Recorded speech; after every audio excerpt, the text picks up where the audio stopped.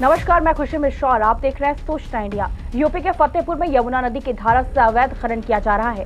हाल ही में 53 लाख के जुर्माने के बाद भी नहीं सुधरे खनन कारोबारी। कार्रवाई के बाद दर्जनों पोकलैंड मशीनों को यमुना नदी में खुदाकर खनन जारी। कैमरे में कैद वीडियो को देखिए। न सरकार की सख्ती का इन पर कोई असर पड़ रहा है और न ही एनजीटी के नियमों का।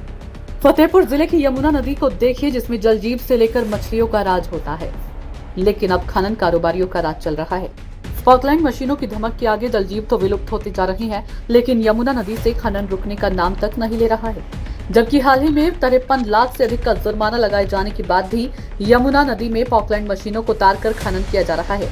लगभग 5 दिन पूर्व कमिश्नर प्रयागराज को जनपद में अवैध खनन की जानकारी होने के बाद उनके निर्देश पर ज्वाइंट टीम ने निरीक्षण कर अनियमितता देख बड़ी कार्रवाई की थी। मौके पर पहुंची टीम ने गढ़ीवा, मंझगवा, कोर्रा कनक खंडे, कोर्रा कनक ओती खंड 2 और अढ़ावल सहित अन्य खदानों में 53 लाख से अधिक का जुर्माना लगाकर बड़ी कार्रवाई की थी।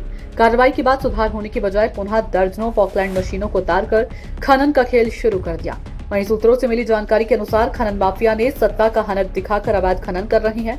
बड़े नेता का नाम बताकर यमुना नदी से लाल सोना लूट रही हैं, जिसका वीडियो शुक्रवार को पुनः वायरल हुआ तो विभाग में फिर से हड़कंप मचा। एडीएम ने कहा कि मौके पर टीम भेजी गई, जांच के बाद फिर से कार्रवाई होगी।